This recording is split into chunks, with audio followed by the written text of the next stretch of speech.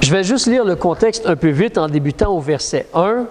Mais ce qui se produit, c'est que pendant un jour de sabbat, Jésus passait par des blés et ses disciples ont arraché des épis, les ont froissés, des épis de blé, les ont froissés entre leurs mains et la mangeaient comme la graine, la germe de blé. Et des pharisiens ont vu cela puis ont dit « Pourquoi faites-vous ce qu'il n'est pas permis de faire les jours de sabbat? » Ils ne sont pas en train de travailler en réalité, ils sont en train de survivre. Ils ont faim. Ils ont faim. Et donc, ils font juste prendre le grain qui est là puis essayer de le manger. Jésus, prenant la parole, leur dit « N'avez-vous donc pas lu ce que fit David lorsque lui et ceux qui étaient avec lui furent pressés par la faim? » David, si tu te rappelles, il était entré dans la maison de Dieu, il a pris les pains de proposition qui étaient sur la table, il les a pris et en a mangé et en a donné même à ceux qui étaient avec lui. Techniquement, selon la loi, ces pains-là étaient seulement pour les sacrificateurs. Mais là, ensuite, il donne la phrase, comme surtout pour les pharisiens, mais pour la foule, pour toi et moi, il leur dit, « Le Fils de l'homme est maître, même du sabbat. » Le Fils de l'homme, c'est le maître. C'est celui qui règne, c'est celui qui est en autorité. C'est celui à qui on a des comptes à rendre. C'est celui qui est tout-puissant. Jésus, c'est le maître. Le Fils de l'homme, il est maître. Même concernant le jour du sabbat. Quoique ses disciples n'ont rien fait de mal quand même. Mais il est le maître. Mais tu sais, les pharisiens se plaignaient qu'il faisait des miracles le jour du sabbat. On va lire un peu plus et regarder parce que ces gens-là, justement, donc il y a un genre de personne qui ne veut pas laisser Jésus être le maître. Et les pharisiens tombent dans cette catégorie-là. Il arriva au verset 6, un autre jour de sabbat, qu'il entra dans la synagogue et qu'il y enseignait. Et il y avait là un homme dont la main droite était sèche. Donc, il a une maladie, la main, elle est sèche. C'est pas juste comme on a besoin de crème, là. C'est plus intense que cela. Sa main ne fonctionne pas normalement. Alors, il a une situation. Qu'est-ce qu'on fait lorsque quelqu'un a besoin d'aide? Comment est-ce qu'on agit quand on rencontre quelqu'un qui a besoin d'aide? Est-ce qu'on essaie de faire ce qu'on peut pour l'aider? Ou on trouve des lois et des règlements pour dire « moi, je ne peux pas t'aider ». Les scribes et les pharisiens, au verset 7, observaient Jésus. Ici, ils ne sont pas étonnés. Ce n'est pas qu'ils voient Jésus, « oh, il va faire un miracle, on veut voir ». Non, on te dit clairement qu'ils observent Jésus pour voir s'il guérirait le jour du sabbat, afin de trouver un sujet pour accuser contre lui, accuser Jésus. Leur désir, alors eux ne veulent pas que Jésus soit le maître dans la synagogue ou dans leur vie ou en Israël. Pour eux, Jésus n'est pas le maître. Pour eux, Jésus, donc, on veut à la place l'accuser. On le sait, ils veulent se débarrasser de lui. Mais on veut l'accuser. Si tu regardes au verset 8, il y a quelque chose de vraiment qui devrait nous arrêter et nous porter à réfléchir. Mais comme il connaissait leurs pensées, il a dit à l'homme qui avait la main sèche, « Lève-toi et tiens-toi là au milieu. » Et lui, le monsieur, donc, il se lève, puis là, il est au milieu de la synagogue. Ça va devenir très public, là, très en vue. Et là, Jésus, donc, au verset 9, il demande à tout le monde, je reviens sur la chose dans un instant, Jésus leur demande, « Je vous demanderai une chose. Est-ce qu'il est permis dans les jours de sabbat de faire du bien ou de faire du mal? De sauver une personne ou de la laisser périr? » Est-ce que c'est permis de faire du bien le jour du sabbat? Ou est-ce que Dieu a établi le sabbat pour qu'on ne fasse rien? On s'assoit puis on ne fait rien, même pas aider quelqu'un. Ça serait absurde, n'est-ce pas? Quelqu'un peut et quelqu'un doit être aidé. Est-ce qu'il est permis de faire du bien? Remarque que Jésus ne bouge même pas physiquement, c'est sa puissance qui guérit les gens. Tu vas voir dans un instant. Mais c'est sa puissance. Au verset 10, les gens ne répondent pas. Il regarde tous ceux qui étaient autour de lui et il dit à l'homme, « Étends ta main. » Jésus n'a même pas bougé. Il n'a même pas fait une œuvre. Il fait juste dire « étends ta main ». Le monsieur met sa main, gauche ou droite, et là, sa main, elle est saine, elle est en bonne santé. Sa main, elle est guérie, comme l'autre main. Il n'a pas bougé, il n'a pas fait d'œuvre. On ne devait pas faire d'œuvre le jour du sabbat, mais il n'a pas fait une œuvre ici. Il n'a même pas bougé. Et Jésus a guéri cet homme-là. Jésus, c'est le maître. Il est capable de guérir, il est capable de régler les choses. Il n'a même pas besoin d'être présent. Il n'a même pas besoin de toucher. Il est capable de faire. Il est capable d'agir. Il est vraiment puissant, notre Jésus. Mais il est notre maître. La réflexion que je te donnais tantôt, que je t'encourageais à considérer, regarde au verset 8. Je ne sais pas pour toi, mais moi, quand je lis cela, Jésus, connaissait leurs pensées. Wow! Les gens peuvent te voir. Tu es assis présentement à l'église. Certains me regardent. Beaucoup me regardent. D'autres ne regardent pas. C'est pas grave. Mais tu es assis ici à l'église. À quoi tu penses? Jésus, il sait ce à quoi tu penses. Quand tu vas sortir de l'assemblée puis tu vas aller en voiture à la maison, à quoi tu penses? Ce soir, à quoi tu penses? Quand tu es au travail, à quoi tu penses? Quand quelqu'un te fait une injustice, à quoi tu penses? Quand ça va mal, puis tu as le goût d'abandonner, à quoi tu penses? Mais Jésus connaît ta pensée. Il connaît la pensée que tu as. Il sait à quoi tu es en train de penser. Évidemment, ce que nous pensons va influencer ce que nous faisons, n'est-ce pas? Comment nous pensons, comment nous réfléchissons va influencer les choses que l'on va faire. Parce qu'avant de faire quelque chose, généralement, on y pense. Puis après cela, on fait quelque chose. Des fois, c'est une réaction rapide, mais souvent, on pense avant d'agir. Mais Jésus connaît nos pensées. Est-ce qu'il est le maître de nos pensées? Est-ce qu'on a décidé de faire attention, de considérer, de laisser Jésus juger nos pensées, comme même le désir de nos cœurs? Mais Jésus, c'est le maître même du sabbat. Il est capable de guérir. Ces gens-là ne veulent pas que Jésus soit le maître. On retourne au verset 11.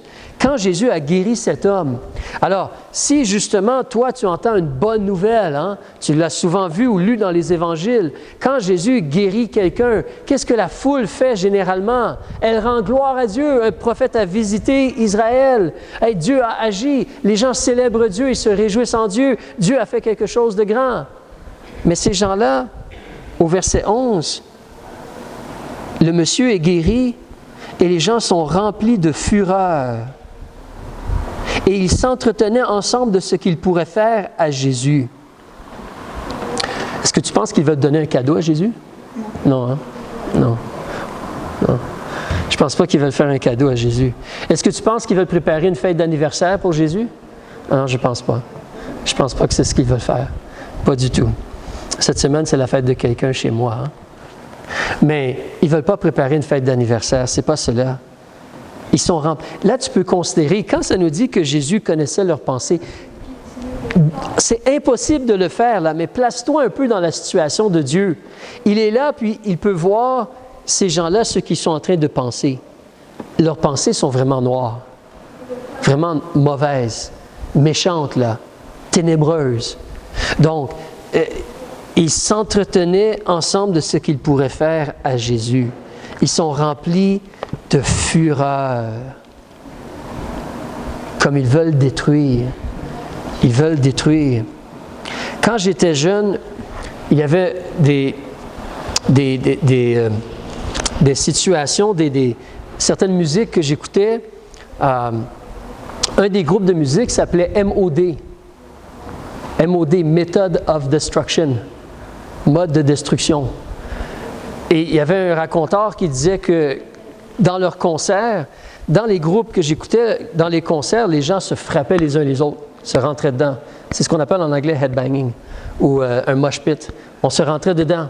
Mais eux, dans leurs concerts, ils faisaient cela avec des couteaux. Avec des couteaux. De la méchanceté, là. Vraiment mauvais. Mais ces gens-là, ici, là, ils s'entretiennent ensemble de comment qu'est-ce qu'on va faire à Jésus? Qu'est-ce qu'on va faire à Jésus?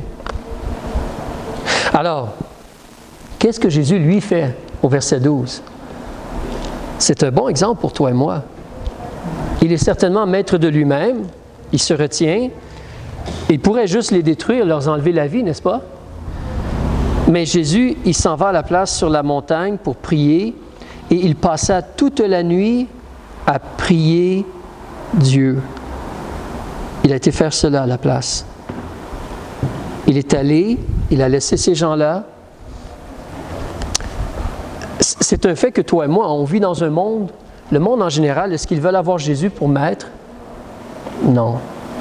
Et c'est là qu'on s'éloigne du monde et on va être tout seul avec Jésus et parler avec lui et lire au sujet de lui. Lire au sujet de lui. On va faire un petit tour, on va revenir, mais recule avec moi pour l'instant dans le psaume 107, s'il te plaît. Psaume 107. On va revenir bientôt dans Luc. Psaume 107, s'il te plaît. Psaume 107, on va débuter au verset 15. On va lire 6 petits versets ici. Chapitre 107, excuse-moi, et le verset 10. Jésus est vraiment puissant. Il a guéri cet homme-là simplement. Mets-toi au milieu, sors ta main, c'est guéri. Étends ta main et il est guéri. Au verset 10, ceux qui habitaient les ténèbres et l'ombre de la mort, ce qu'ils avaient autour d'eux là, retenus dans l'affliction et dans les fers, ils ont fait des choix. Verset 11. C'était pour avoir été rebelles aux paroles de Dieu. Comme ils ont été rebelles à Dieu, ils avaient une vie de ténèbres, la mort, l'affliction, les fers. Pour avoir été rebelles aux paroles de Dieu et avoir méprisé le conseil comme les paroles du Très-Haut. Verset 12. Il avait humilié leur cœur par la souffrance, comme pour avoir leur attention. Ils succombaient loin de tout secours. Mais qu'est-ce que ces gens-là ont choisi de faire? Ils ont crié à l'Éternel dans leur détresse. Il les a délivrés dans leur angoisse. Il les a tirés des ténèbres donc et de l'ombre de la mort. Il a rompu leurs liens. Qu'ils célèbrent l'Éternel pour sa bonté. Dieu est bon même pour ceux qui sont méchants, pour agir afin de les ramener vers lui, afin de les encourager à se tourner vers lui. Oui, les gens doivent se repentir, mais si les gens parlent avec Dieu sincèrement et veulent croire en Dieu et espérer en Dieu, Dieu est miséricordieux. Et parlant de pensée, est-ce que je peux t'encourager dans la réalité? Ici, ça parle au verset 13, là, de les gens ont eu des détresses et de l'angoisse. Tu sais, il y a un danger parce que c'est vrai qu'on va avoir des détresses dans notre vie. Il va y avoir des épreuves, notre foi va être éprouvée. Et l'angoisse n'est pas nécessairement un péché dans le sens que même Jésus, avant de se faire arrêter, il était angoissé, les Écritures nous disent, sachant ce qui s'en venait. Mais une chose qui est importante pour toi et moi à réaliser, c'est qu'on n'a pas besoin de demeurer dans la pensée de l'angoisse. Comme Jésus, on doit prier et dire que ta volonté soit faite. Pas ma volonté, mais la tienne. Il a prié 3 fois, mais il a laissé cela entre les mains de Dieu. Mais il y a un danger quand toi et moi, on laisse l'angoisse contrôler nos pensées. On laisse l'angoisse contrôler notre vie. On demeure dans l'angoisse. À la place, on crie et Dieu peut délivrer. Il faut faire attention de ne pas laisser l'angoisse avoir le dessus sur nous. Le stress, l'inquiétude, avoir le dessus sur nous. Alors, retournons dans Luc. Là, on va se diriger, s'il te plaît, vers le chapitre 10. On parle de Jésus qui est le maître. Il veut être maître de tes pensées, il veut être maître de ta vie, il veut t'aider dans tes épreuves. Luc chapitre 10, c'est bien important pour toi et moi de réaliser, tu l'as déjà lu, tu l'as entendu, c'est un rappel ce matin, mais les gens, ils ont rejeté Jésus. Il y a des gens qui ne veulent pas que Jésus soit leur maître. Et c'est là qu'il y a un conflit parce que nous, on veut le royaume de Dieu. Amen. Nous, on prie et on cherche le royaume de Dieu. Mais les gens veulent leur propre royaume à eux. C'est là qu'il y a un conflit. Et là, au verset 16 du chapitre 10, Jésus explique, c'est un temps où il parle avec des disciples qu'il a envoyés pour donner le message de l'Évangile, les 70 disciples. Si tu regardes au verset 1, Jésus a envoyé 70 autres disciples. Mais il les avertit au verset 16. Qui vous écoute? En réalité, m'écoute moi. Qui vous rejette? Me rejette moi. Et qui me rejette moi? Rejette celui qui m'a envoyé, le Père. Si quelqu'un ne veut pas laisser Jésus être son maître, ce n'est pas toi qui rejette en tant que tel. Ce n'est même pas Jésus, c'est le Père qui le rejette. Plus haut que cela. C'est le Père qui le rejette. Les gens font un choix, ils ne veulent pas que Jésus soit le maître. Mais toi et moi, on a fait un choix. Et regarde, ici, il parle à ses disciples. Quand les disciples ont été, puis ont donné le message, puis ils sont revenus, regarde au verset 17, s'il te plaît, avec moi. Les 70 disciples revinrent avec joie, disant, « Seigneur, les démons même nous sont assujettis en ton nom. » Jésus est le maître. Et il leur a dit, « Je voyais Satan tomber du ciel comme un éclair. » Verset 19 du chapitre 10. « Voici, je vous donne le pouvoir de marcher sur les serpents, sur les scorpions et sur toutes les forces de l'ennemi, et rien ne pourra vous nuire. » Jésus, c'est le Maître. Il veut t'aider. Toutefois, ne vous réjouissez pas de ce que les esprits vous sont assujettis, mais c'est comme on a chanté tantôt, ton nom est écrit dans les cieux. Amen. Il y a un nouveau nom écrit dans les cieux, c'est le tien si tu es sauvé. Réjouissez-vous plutôt de ce que vos noms sont écrits dans les cieux. Tu veux Jésus pour maître, mais surtout, tu es sauvé, ton nom est écrit dans les cieux. Réjouis-toi. Réjouis-toi. En plus de cela, une autre raison, regarde au verset 21, en ce même instant, Jésus tressaillit de joie. Il a comme sauté de joie en son esprit. Et il a dit, « Je te loue, ô Père, Seigneur du ciel et de la terre, de ce que tu as caché ces choses aux sages et aux intelligents, et de ce que tu les as révélées aux enfants. Oui, ô Père, cela est ainsi parce que tu l'as trouvé bon. » Jésus est le Maître, Jésus connaît toutes choses. Est-ce que tu te rappelles, à un moment donné, Jésus, il parle à ses disciples et il dit, « Je ne vous appelle pas serviteur, mais ami, parce que je vous ai dit tout concernant mon Père. » Dans l'Évangile de Jean, je crois, au chapitre 15. Il leur a tout dit. Mais toi et moi, on doit se réjouir parce que nous avons la révélation ou les révélations de Dieu. Nous avons ce livre qui nous parle de Dieu. Nous avons les vérités de Dieu. Nous connaissons le futur. Nous savons que nous sommes du côté des vainqueurs. Nous savons que Jésus va revenir. Nous savons que Jésus va régner. On doit se réjouir. Amen. On peut être heureux. Notre nom est écrit dans les cieux, on est sauvé, mais en plus de cela,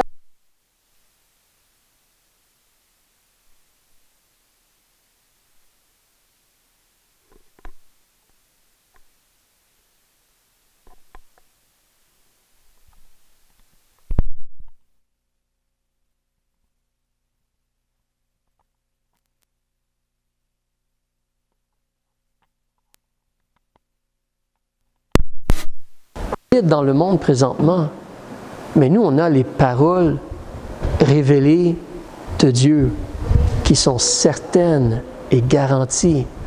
Imagine vivre dans le monde présentement sans espérer en Dieu. Vraiment, c'est...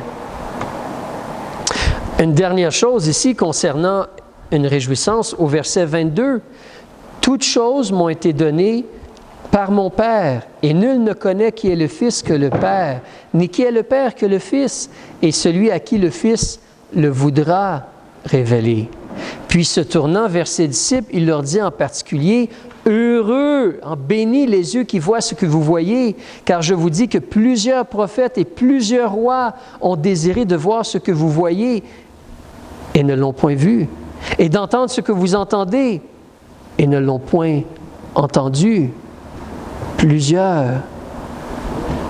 Mais tu vois, toi et moi, on peut connaître Dieu. On peut connaître Dieu. comme notre Père. On a le Saint-Esprit en nous pour nous enseigner, pour nous rappeler les paroles de Dieu. On peut vraiment marcher avec Dieu et le connaître intimement. Jésus veut te révéler le Père. Le Père veut que tu connaisses Jésus. Évidemment, tu dois faire du temps pour lire, faire du temps pour prier, mais il veut se révéler à toi. Jésus, c'est le Maître. Il y a une grande joie. Jésus est le Maître et nos noms sont écrits dans les cieux. Pas seulement nos noms sont écrits dans les cieux, on a les révélations de Dieu. Et pas seulement cela, en troisième partie, on peut connaître vraiment la personne de Dieu. La personne de Dieu. Là, je vais faire un shift un peu différent, ou aller sur le côté un peu de façon différente. Mais si Jésus, il est le Maître, il y a des comptes à rendre à Jésus. Et il y a des avertissements sérieux et solennels. Regarde une petite chose avec moi. Actes des Apôtres, chapitre 7. On a lu cela la semaine passée. L'histoire d'Étienne. Mais regarde avec moi le verset 43, s'il te plaît. Je vais te demander, est-ce qu'il y a quelqu'un ici qui connaît Moloch? Quelqu'un connaît Moloch? Vous savez où il habite? Vous savez ce qu'il mange en hiver? Hein? Alors, mais verset 43, on te parle de l'histoire de la nation d'Israël ici, quand ils étaient dans le désert. Qu'est-ce qui se passait? Au verset 43, ici, Étienne leur rappelle ce que Dieu a dit par un prophète. Mais Dieu leur a dit, vous avez porté le tabernacle, comme la tente ou la maison de Moloch. C'est une idole, Moloch. Un faux Dieu. Il y a un démon derrière Moloch, comme la Bible dit. Mais vous avez porté le tabernacle de Moloch dans le désert. OK, fais un petit tour, recule dans un livre, Lévitique. On ne lit pas souvent Lévitique, mais regarde avec moi, Lévitique, c'est le 3e livre, après Genèse, Exode, Lévitique, chapitre 18. Et regarde avec moi, s'il te plaît, le verset 21. Chapitre 18, verset 21. Moloch. On parlait tantôt de quelque chose de horrible, hein, et les gens qui étaient dans les ténèbres et la noirceur. Mais Moloch, c'est la noirceur aussi. On te dit au verset 21 du chapitre 18 en Lévitique, à la page 157, Dieu avertit Israël. N'oublie pas, ici, là, ils sont dans le désert. Et Dieu disait tantôt que vous avez porté Moloch dans le désert avec vous. Mais Dieu leur dit, tu ne donneras point de tes enfants pour les faire passer à Moloch par le feu. Tu ne profaneras point le nom de ton Dieu. C'est quelque chose d'horrible ici. On voulait être béni par une idole et on tuait nos enfants. C'est horrible. Mais Dieu dit, tu profanes le nom de ton Dieu que tu portes sur toi. Lui, il est l'Éternel, le Dieu de lumière, de vérité et d'amour. Et toi, tu fais cela. C'est inacceptable. Tu ne donneras point de tes enfants pour les faire passer par le feu à Moloch. Je pense que vous connaissez l'Ancien Testament, mais Israël a fait cela. Pas juste dans le désert. Regarde avec moi dans le livre des Rois, s'il te plaît. 1 Roi, chapitre 11.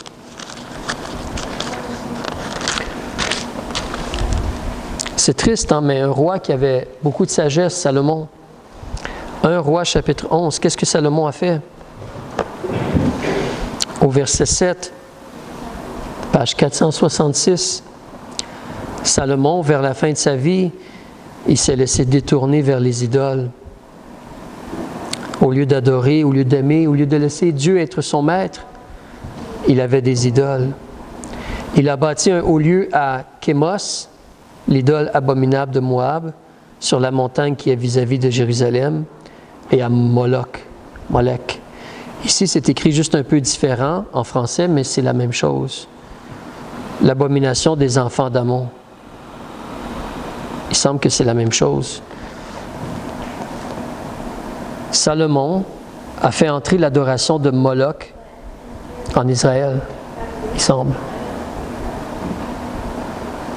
Il a construit cela. Tu avances un peu plus dans le second livre des rois, en Juda, au chapitre 16. Il y a un roi, il s'appelle Akaz ou Achaz, au chapitre 16, verset 3.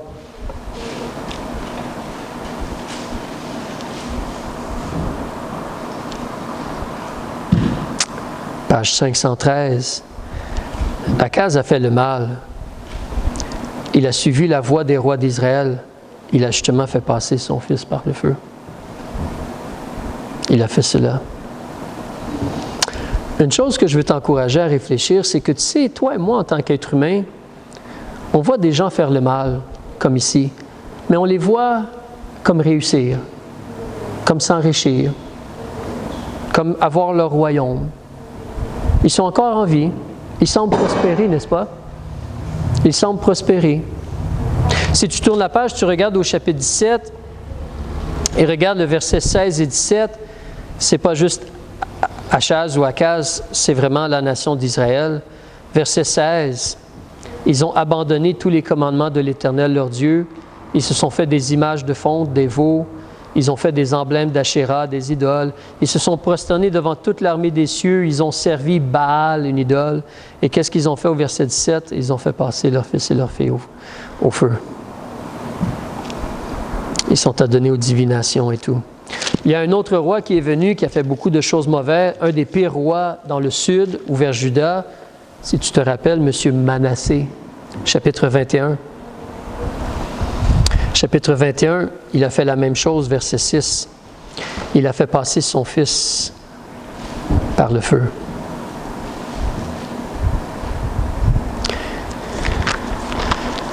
Ne bouge pas, je vais te lire, à moins que tu veuilles venir avec moi. Je vais aller dans Jérémie, dans le temps de Jérémie, encore là en Juda. Jérémie chapitre 32. Jérémie 32, verset 35.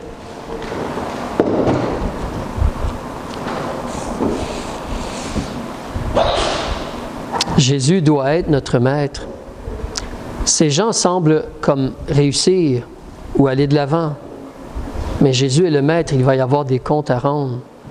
Verset 35, ils ont bâti les hauts lieux de Baal dans la vallée des fils de Hinnom pour faire passer leurs fils et leurs filles à Moloch. Ce que je ne leur avais point commandé. Et il ne m'était jamais venu à la pensée qu'on fit une telle abomination pour faire pécher Juda. Et Dieu va juger. Je lis ceci, il y a une raison pourquoi. Je lis ceci pas parce que je veux vous convaincre de ne pas adorer Moloch. C'est pas pour cela. Je ne pense pas que vous faites cela, que vous passez vos fils ou vos filles par le feu puis tout cela. Mais je veux t'encourager à considérer un autre aspect de cette réalité-là. Comme je dis, c'est que toi et moi, on voit les gens autour de nous qui font des choses horribles et mauvaises. On voit dans les Écritures des gens qui sont du peuple de Dieu qui font des choses horribles et mauvaises. Tu vois cela, tu vois qu'ils semblent peut-être comme continuer, prospérer, réussir, comme si de rien n'était, ou quoi que ce soit. Mais viens avec moi dans Lévitique, s'il te plaît, encore. On va regarder ici. Oups.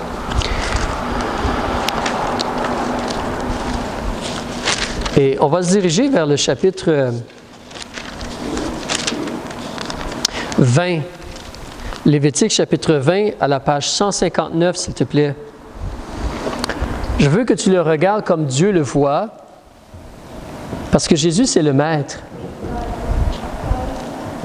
Jésus voyait la pensée des gens qui voulaient se débarrasser de lui, mais Jésus, c'est le Maître.